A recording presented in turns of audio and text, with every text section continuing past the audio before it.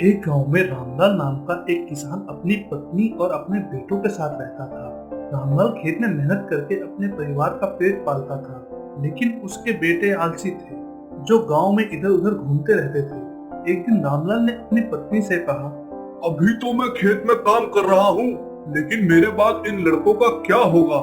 उन्होंने तो कभी मेहनत भी नहीं की, ये तो कभी खेत में ही नहीं गए। रामलाल की पत्नी ने कहा, धीरे धीरे काम करने लगेंगे, अभी वो लोग बच्चे हैं। समय बीतता गया और रामलाल के लड़के कोई काम नहीं करते थे। एक बार रामलाल बहुत बीमार पड़ गया। वो काफी दिनों तक बीमार ही रहा। उसने अपने पत्नी को कहा कि वो लड़कों को बुलाकर लाए।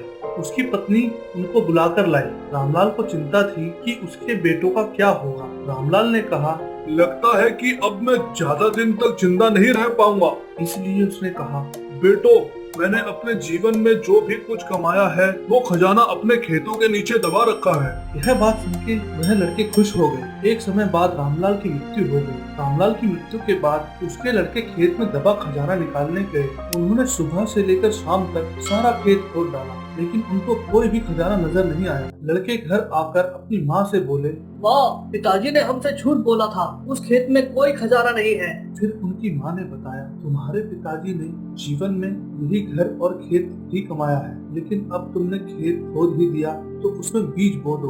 उसके बाद लड़कों ने बीज बो दिया और माँ के कहने पर उस पर पानी देते गए। कुछ दिन बाद फसल पक कर तैयार हो गई, जिसको बेचकर लड़कों को अच्छा मुनाफा मिला, जिसे लेकर वो अपनी माँ के पास पहुँचे।